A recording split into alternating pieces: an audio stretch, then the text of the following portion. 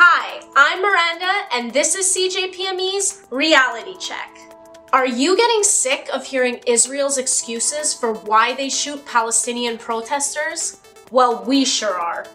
Let's take a look at a few of their pathetic excuses. Of course, the first one is, yep, you guessed it, self-defense. But what the heck, Israel? You've got one of the strongest militaries in the world, yet Palestinian wire cutters and stones are somehow a threat to your national security? Our borders are threatened, Netanyahu says again and again. Here's a novel idea. Why not just arrest those Palestinian protesters who actually make it to the border? That's what real democracies do. I mean, seriously, consider this. Besides being one of the most wacko presidents in US history, Trump has also got to be one of the toughest on border control. The US is the most gun-crazy country in the world, but not once has Trump ever suggested that Mexicans should be shot for crossing the border. But with Netanyahu's one-track mind, killing protesters seems to be the only way. I mean, seriously, Bibi, get a clue and grow a heart. These are human beings we're talking about. Now Israel's second excuse. Hamas, terror, terror, Hamas, Hamas, terror. You'd think Netanyahu is getting like $1,000 for every time he mentions the word Hamas in an interview. Now, Hamas has its problems, but let's be clear, that in no way gives Israel the right to shoot just anyone it wants. I mean, if Israel believes that 18-year-old Palestinian is breaching the border, charge him with a crime. It's called due process and the rule of law in Canada.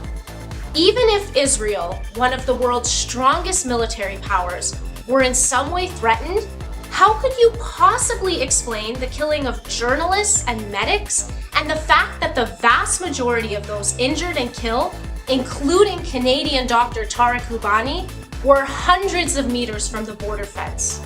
Yeah, tough to come up with a good answer to that one, huh?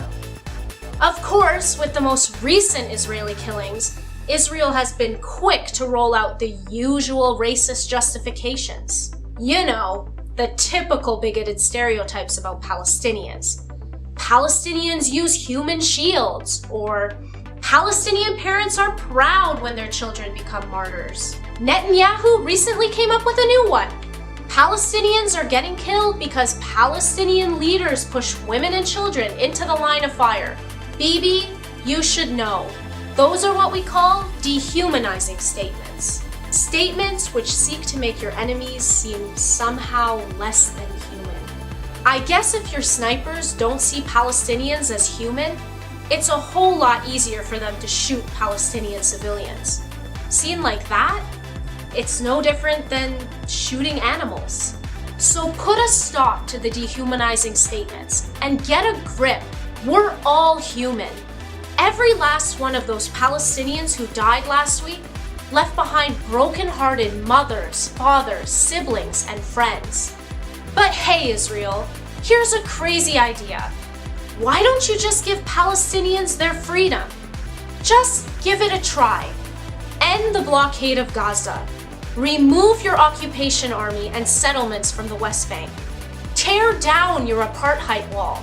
And try respecting Palestinian human rights. For once, you hold all the cards.